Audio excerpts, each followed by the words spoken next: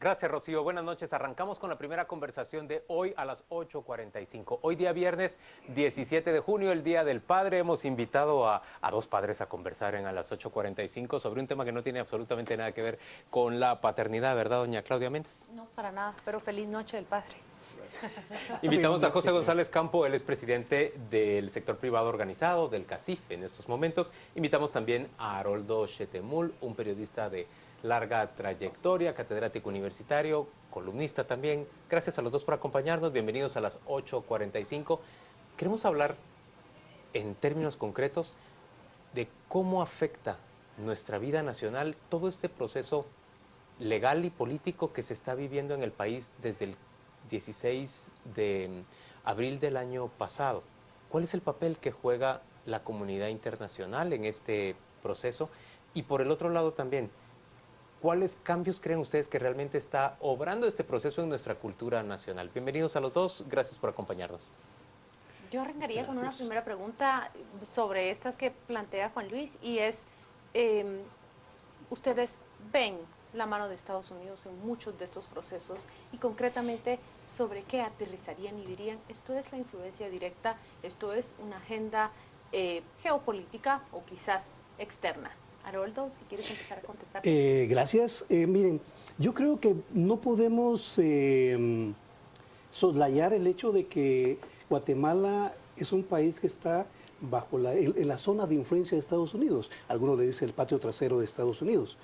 Y por lo tanto, la política de Estados Unidos incide mucho sobre el accionar del Departamento de Estado de Washington acerca de lo que se puede hacer en Guatemala. Ahora, una cosa es la incidencia, el protagonismo que tiene Estados Unidos en la región centroamericana en términos geopolíticos, que eso es una cuestión histórica.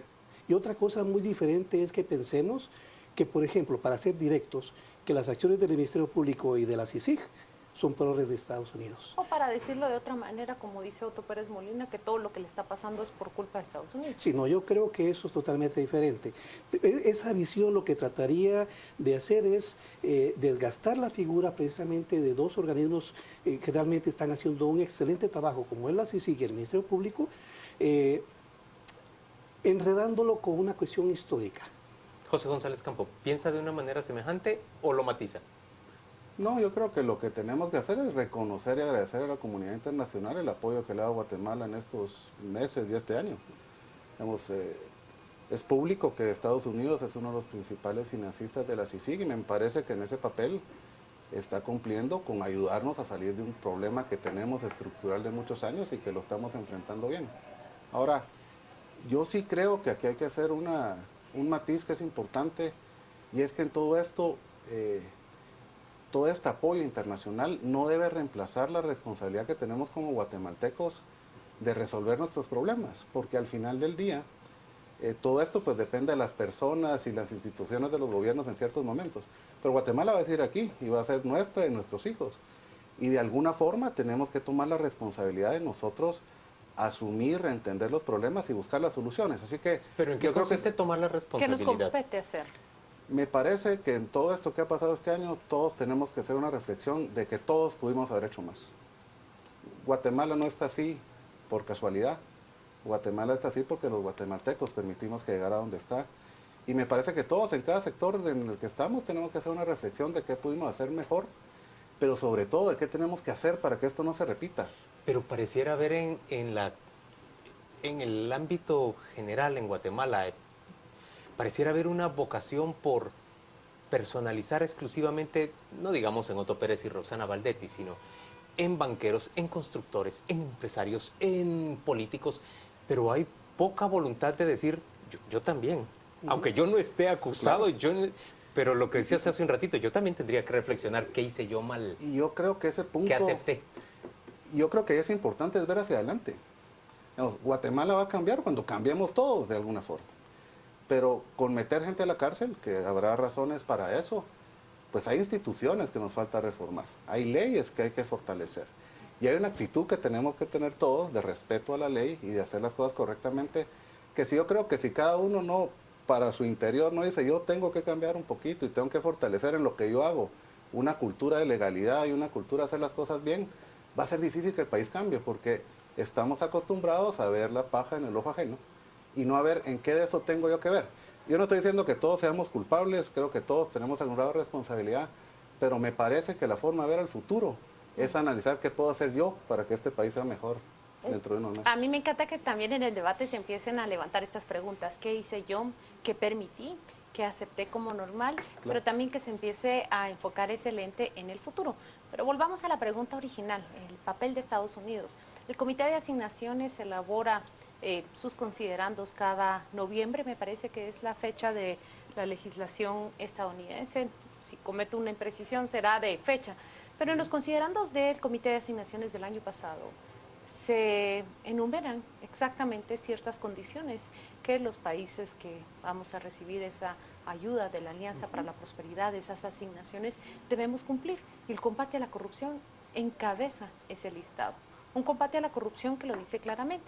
Permítanme recordarles también que hace unas 4 o 5 semanas el diario El Periódico titulaba, su portada era una entrevista con el embajador Todd Robinson, que decía, lo voy a parafrasear, vamos a seguir, así tengamos que tocar a los políticos corruptos, no nos vamos a detener. ¿Cuál es el papel real de Estados Unidos con esas directrices que encajan dentro de una política pública hacia acá, hacia este momento que estamos viviendo? Yo pienso que no podemos, decía, soslayar el hecho de que Estados Unidos tiene una fuerte incidencia, ¿verdad? Y obviamente cuando hablamos de la Alianza para la Prosperidad, estamos hablando de una serie de acciones en las cuales están los aspectos de la lucha contra la corrupción, la lucha contra el narcotráfico y obviamente forma parte de un contexto en el cual no solo Guatemala, sino Centroamérica, son países que están o son susceptibles de la incidencia de la política de Estados Unidos, ¿verdad? Ahora, obviamente hay no solo una coincidencia, sino que hay una serie de acciones, no solo de la justicia guatemalteca en alianza con la CICIG, sino también de un despertar de la ciudadanía guatemalteca en cuanto al rechazo a la corrupción. Hablemos de ese despertar de la ciudadanía guatemalteca. ¿Te parece que se esté traduciendo en un cambio de cultura? Hace un ratito hablábamos de esa cultura en la que todos hemos sido poco más o menos permisivos o hemos visto como normal muchas cosas que son inaceptables. Simplemente que un diputado contrate a más personas de las que debe contratar en términos razonables. No, pero que las contrata para construir su cocina. Claro, eso todavía peor. O su sala de descanso. O, por ejemplo, que un constructor aporte a una campaña con la esperanza de que después va a obtener contratos. Todo eso lo hemos visto como algo normal. Pero ¿está cambiando ese movimiento ciudadano? ¿Nos está haciendo cambiar? ¿O en realidad solo estamos viviendo un momento de darle a una piñata para seguir actuando después en los mismos términos? Yo diría que los medios de comunicación juegan un papel fundamental en la difusión precisamente de todos estos cambios que estamos teniendo y que han sido realmente impactantes para la dinámica del país. Ahora, si eso ha significado un cambio cultural de rechazo a la corrupción, yo todavía lo dudo. Yo pienso que todavía los guatemaltecos estamos siendo espectadores de una serie de acciones en las cuales se está simbrando al sistema político y no solo al sistema político, sino sus aliados, sus proveedores, a todas esas redes de mafias que existen, pero eso que pueda considerarse que existe un cambio automático de cultura, no.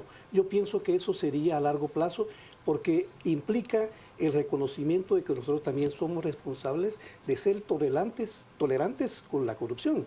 ¿Quiénes llevaron al poder a Pérez Molina? Yo puedo decir que yo no voté por ellos, pero yo tengo que insertarme en la sociedad.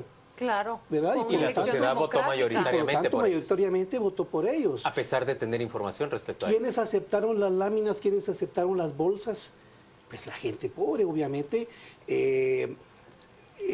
Hay muchas necesidades, pero eso también significa aceptar la corruptela.